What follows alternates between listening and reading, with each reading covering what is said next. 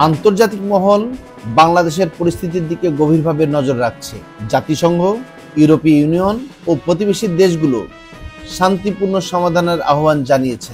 মানবাধিকার সংস্থাগুলোর রিপোর্টে বলা হয়েছে, 2024 সালের দমন-পীড়নের ঘটনার বিচার ও রাজনৈতিক অন্তর্ভুক্তি এই দুই স্থিতিশীলতার মূল চাবিকাঠি।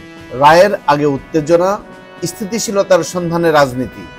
বাংলাদেশের রাজনৈতিক আকাশ এখন ভারী।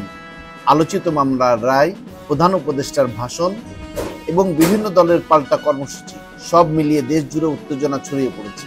অন্যদিকে বিএনপি বলেছে, রায় যেন কোনো পক্ষের রাজনৈতিক প্রতিশোধের হাতিয়ার না হয়।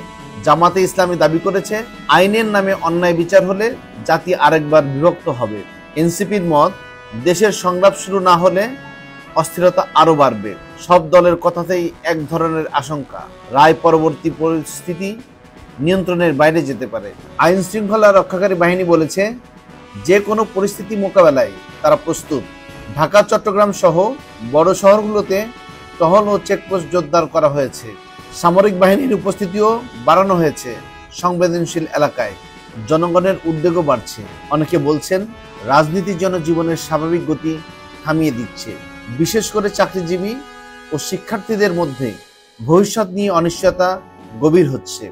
অর্থনৈতিক কর্মকাণ্ডও ধীর হয়ে গেছে।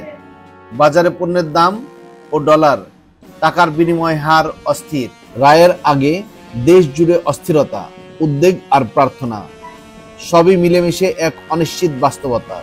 বাংলাদেশ এখন এক সন্ধিক্ষণে। সমঝোতা না সংঘাত, শান্তি না পুনরায় অরাজকতা, উত্তর মিলবে শীঘ্রই। সরওয়ার জাহান, ভয়েস বাংলা, ঢাকা।